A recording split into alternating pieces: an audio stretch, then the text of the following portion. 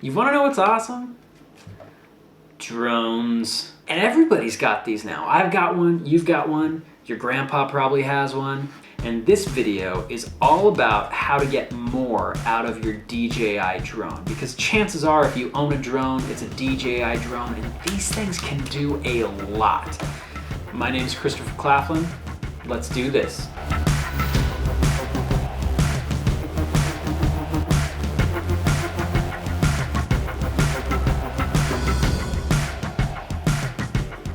So first things first, if you want to get the most out of your DJI drone, or probably any drone for that matter, is you're going to want to, in your controller settings, move away from auto and into manual when it comes to your camera settings. And this is going to allow you to get really crisp, properly exposed footage. And speaking of exposure, I want to introduce you to something called the exposure triangle.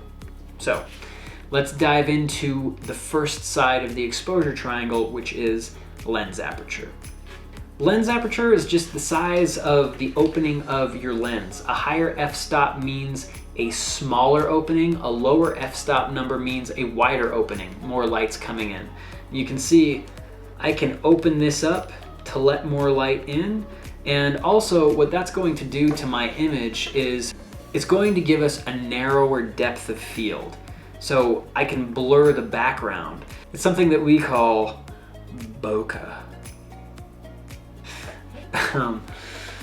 Where was I? It's kind of weird because a higher f-stop means a smaller aperture and a wider aperture means a lower f-stop number. So it's kind of, but basically all you need to know is that the higher the f-stop number, the darker your image is going to be and the wider your depth of field is going to be, meaning less of a blurry background. And the lower your f-stop number, the wider that lens aperture becomes, letting in more light, and it gives you more bokeh. The next thing we need to talk about on the exposure triangle is shutter speed. The longer your shutter is open per frame, the more light comes in, but it also means you're gonna have a blurrier image if there's a lot of movement.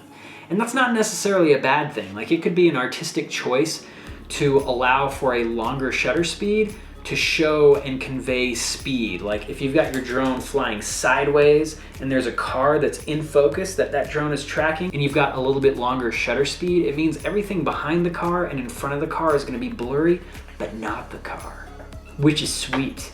I just wanted to mention that because it's not just low lighting situations where you would decide to have a slow shutter speed. Like, it can be an artistic choice. On the other side of the spectrum is a high shutter speed, which means each one of your frames is going to be more crisp. And along the lines of artistic choices, even if you don't necessarily need a super high shutter speed, it might be a choice that you make because you might be planning on slowing down your video in post-production. A really fast shutter speed is going to ensure that each one of those shots is nice and crisp so that you get like a really good effect when you slow it down. Lastly, we need to talk about ISO. We really, as much as possible, want to keep those ISO numbers down. ISO is basically a measurement of your camera's sensitivity to light. And the higher up you go on the ISO scale, the more light registers on that sensor, but it causes distortion, it causes grain. So I'm not saying that high ISO numbers are a bad thing, because sometimes you just have to do it. But as a general rule of thumb, you want to keep your ISO numbers down. So now that we understand each side of the exposure triangle, let's bring that sucker back and explore how these things are related.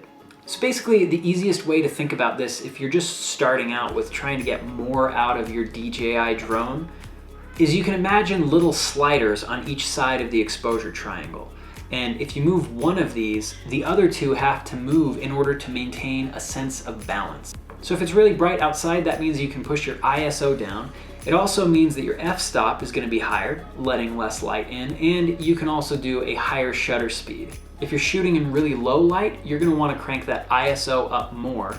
You're going to want to have a lower f-stop, which means a wider aperture, and you're going to have probably a slower shutter speed.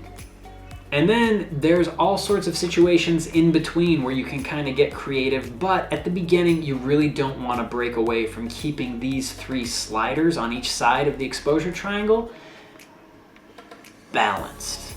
And as you become more familiar with your drone, with your equipment, and what those settings get you, you can start to bend these rules a little bit and throw things a little bit more out of balance to make creative, artistic decisions and choices. But if you start out with this exposure triangle in mind, you'll be all right, kid. And if you are frantically trying to scribble down the exposure triangle, don't worry about it. You can go to my website, ChristopherClaflin.com, and download a free PDF. You don't have to give me your email or anything. No subscriptions. Just click the button, download the PDF, print it off, put it in your camera bag, put it in your drone bag, and you've got this thing as a piece of reference for you forever. You're welcome. So if you liked this video, go ahead and give it a thumbs up. And if you created a video using this exposure triangle, go ahead and leave me a comment in the comment section with either your Instagram handle or your YouTube channel or both, so I can go check those out, because I would love to.